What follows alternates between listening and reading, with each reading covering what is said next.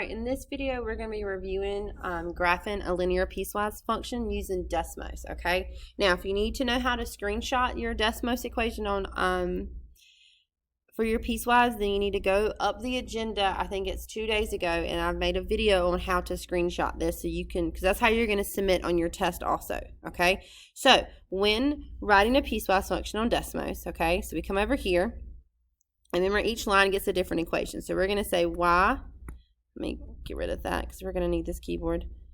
So we got y equals negative x. So I'm entering this first equation right here, negative x plus 1. And then remember we need our curly bracket, so we have to hit the ABCs and get our curly bracket. And it is x is less than or equal to negative 5. X is less than or equal to negative 5. Now, you have to check your endpoints, okay? We got to check those endpoints, all right? So when you check this endpoint, okay, when you check this endpoint, it is closed, so you need to get that point. It's negative 5, 6. So we're going to plot the point, negative 5, 6. And then when you go to settings, and we're going to make it red, and it's closed. Okay, so we're done with that equation. The next equation is going to be y equals negative x plus 6. Get your curly brackets.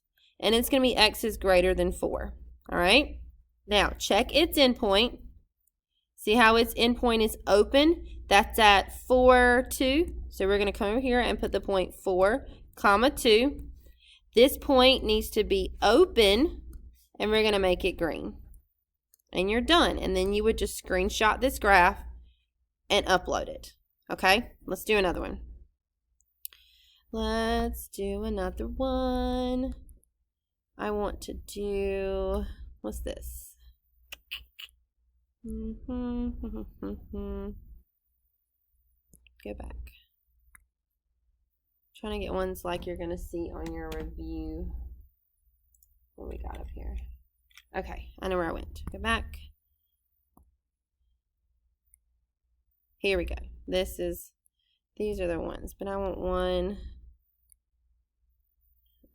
All right, here we go. So let's type this in. So I'm going to exit out all of this that we just did.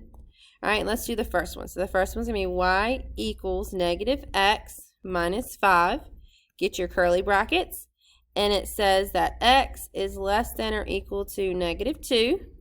All right, now I need to find that graph. We're going to check that endpoint. That endpoint is closed at negative 2, negative 3. So we're going to plot it.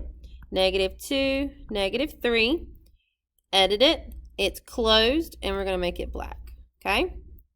The next one is going to be y equals 2x minus 1. Curly brackets. And it's going to be negative 2 is less than x, which is less than 3. Okay? Now this one has 2 endpoints that we have to check, okay? So the bottom point is negative 2. Oh, that's a crappy. Negative 2, looks like negative 2, 1, 2, negative 2.5. Let's plot that. So negative 2, negative 2.5. Oh, sorry, that's 3.5. Whoops. I can't count sometimes. Oh, nope, nope, nope.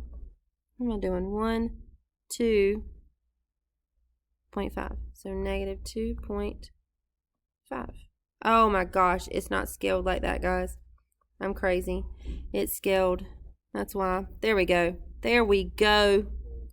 Come on, Arthur. Negative 2, negative 5 is what it is. There we go. All right. Now that one was open. So when I edit this, I want it to be open, and I'm going to make it match.